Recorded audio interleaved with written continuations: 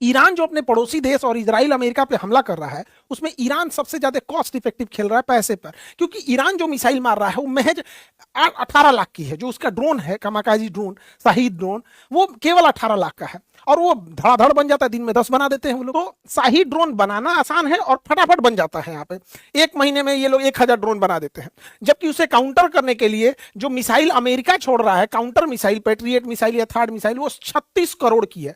और इसके अलावे अमेरिका के पास इस मिसाइलों की बहुत भारी कमी है, क्योंकि ये मिसाइलें साल में 600 से 800 मिसाइल ही बना सकते हैं। ये साल में जितनी मिसाइल बनाएंगे वो महीने में उतना ड्रोन बना देगा। इनका 36 करोड़ जा रहा है, उसका 18 लाख जा रहा है। इसके अलावे अमेरिका के ज्यादातर एयर डिफेंस गजा की लड़ाई में इजराइल को बचाने में खर्च हो गए। इसके अलावे यूक्रेन लड़ाई में यूक्रेन को देने में खर्च हो गए जो रूस से। तो अभी उसके पास स्टॉक पाइल की कमी है। और साथ ही ईरान है, इतना प्रेसिजन हमला कर रहा है। ये इतना बड़ा इसका नेवल बेस का ड्रोन था जो बैलिस्टिक मिसाइलों को रोक सकता था, पता कर लेता था पहले, जिससे कि काउंटर करना इजी उड़ा दिया यहाँ पे। उसका ये 5000 से किलोमीटर से ज्यादा निगरानी रखने वाला ये रडार था, जिसकी कीमत 7000 करोड़ से ज्यादा थी। अभी की इसकी कीमत लगभग 10,000 करोड़ है, लेकिन जब ये लगा था तो 7000 करोड़ का है। उसको मार के गिराया ये 18 लाख से। इससे अमेरिका की घनघोर बेइज्जती, एकदम गाढ़ा बेइज्जती। अमेरिका कहता हमारा डिफेंस बहुत तगड़ा है, हम लोग को बहुत महंगा महंगा हथियार चिपकाता है, जबकि हमारा 80% से ज्यादा हथियार रसिया लेवल का है, रसिया का बना हुआ है। वो सस्ते भी होते हैं, रिलायबल भी होते हैं। तो अमेरिका को इस बार इसने बहुत बढ़िया से धो दिया यहाँ पर।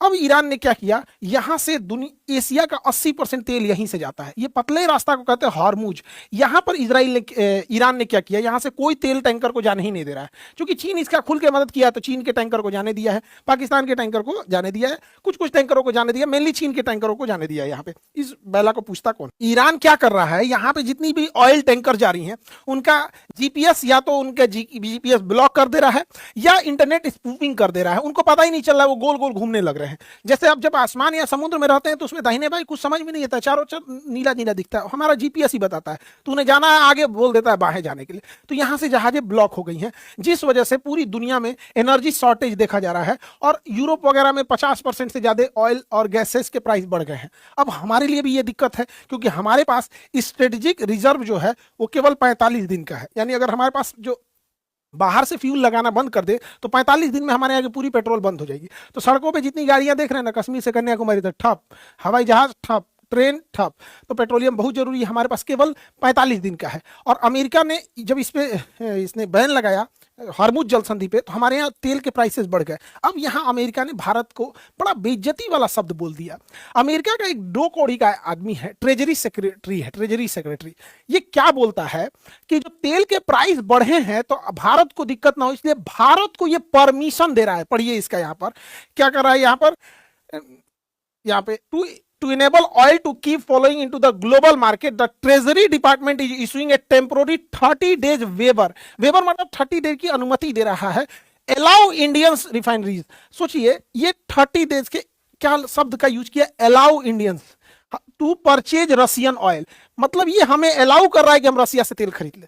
मतलब आप समझिए हम इंडियंस को ये अमेरिकन कितने बुरी तरह से ह्यूमिलिएट कर रहे हैं। और भारतीय मीडिया दिखा रही है कि अमेरिका ने रूस को छूट दिया है कि तुम भारत से तेल खरीद सकते हो। इन नचनियों को क्या जाता है, इनको पैसा दीजिएगा तो कहीं नाच देंगे सब यहाँ। ऐसा नहीं है। 2020 में हम एक वीडियो बनाए थे, उसमें हमने कहा था कि भारत को कम से कम 6 महीने का तेल रखना चाहिए। अभी वर्तमान समय में भारत केवल 1.5 महीने का रखता है, 45 दिन का।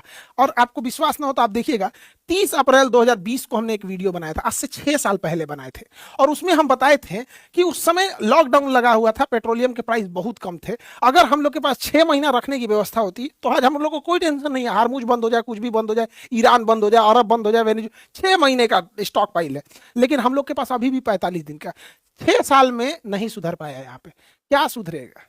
देखिए अमेरिका के पास और इजराइल के पास फायर पावर तो बहुत ज्यादा है। वो सीरिया को निपटा दिए, इराक को निपटा दिए, अफगानिस्तान को निपटा दिए। तो अगर वो चाहें तो अमेरिका ईरान को भी आराम से निपटा सकता है, उसके पास टेक्नोलॉजी की कोई कमी नहीं। लेकिन अगर ईरान ज्यादा दिन, केवल 30 दिन इस युद्ध को खींच ले गया ना, तो इन लोग के पास पूरा एयर डिफेंस बहुत शॉर्टेज आ जाएगा। और 100% यहां नहीं ना लगा सकते, फिर उधर रूस चढ़ जाएगा, वहां पे यूक्रेन पिटाने लगेगा यहाँ, तो ये लंबा खींच देगा। लेकिन अगर ईरान ध्वस्त हुआ तो ये लोग ईरान की धज्जी उड़ा देंगे, उसको तहस नहस कर देंगे ईरान को, जैसे अफगानिस्तान को किए, सीरिया को किए, इराक को किए।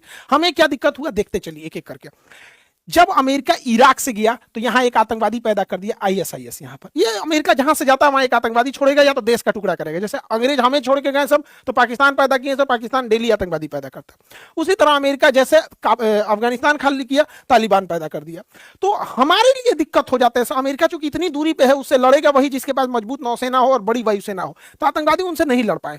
लेकिन यहां पे जब वो जाएगा तो सोचिए, अगर वो देश जो यहां पे रहने वाला है, एक इंसान को कैसा लगेगा कि उसके सुप्रीम लीडर को कोई बम से मार दे, या उसके प्राइम मिनिस्टर को कोई मार दे, उसके थल सेनापति, नौसेना पर सबको मार दे, तो कोई ना कोई इंसान तो इसका बदला लेगा। कोई भी इंसान, हम श्रीलंका के राष्ट्रपति को मार देगा, वो भी बदला लेगा।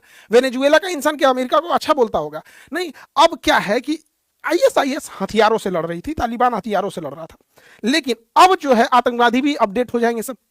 उस कोई ऐसा केमिकल बना दे जो गाड़ियों के धुआं में डाल दे, गाड़ियों की टंकी में वहां पेट्रोल के साथ धुआं लेके उड़ जाए, पूरे मोहल्ला साफ कर दे सब। सोच रहा यूरेनियम अगर उनके हाथ में लग गया तो यूरेनियम को अगर वो नदी, नहर या कहीं डाल दे और वो खेती में आ जाए तो लाखों लाख लोग को मार सकता है। कोई बायोकेमिकल हथियार बना ले, जैसे इबोला, कोरोना, इस टाइप के। तो अब आतंकवादी पहले हथियार उठाते थे, जैसे जैसे सेना और ये चीजें एडवांस होंगी, जैसे हम हथियार थे तो आतंकवादियों के पास भी हथियार था, अब हमारे पास ड्रोन है तो आतंकवादियों के पास भी ड्रोन होगा। तो अमेरिका पूरी दुनिया में तांडव मचाएगा और हम लोग को भुगतना पड़ेगा। अफगानिस्तान में मारा, वहां तालिबान आ गया, सा हमारा पूरा किया कर रहा है वहां चीज। हमने वहां संसद भवन बनाया था, हॉस्पिटल बनाए थे, डैम बनाए थे, बिजली घर बनाए थे, सड़कें बनाए, सब तहस नहस कर दिया अमेरिका वहां से। ईरान कुछ दिन के अंदर ये जो इंटरनेट केबल है, ये इंटरनेट केबल को अगर समुद्र से काट देगा ना तो बहुत भारी नुकसान हो जाएगा, इंटरनेट स्लो डाउन हो जाएगा। लेकिन युद्ध किस पैमाने पर जाएगा किसी को नहीं पता चलता है। लेकिन ईरान जो है, ईरान के ऊपर ना एक अलग डिजाइन का एक मनोवैज्ञानिक दबाव बना रहा है सब। कह रहा है कि ईरान में महिलाओं की स्थिति ठीक नहीं है, महिलाओं की स्थिति ठीक नहीं है।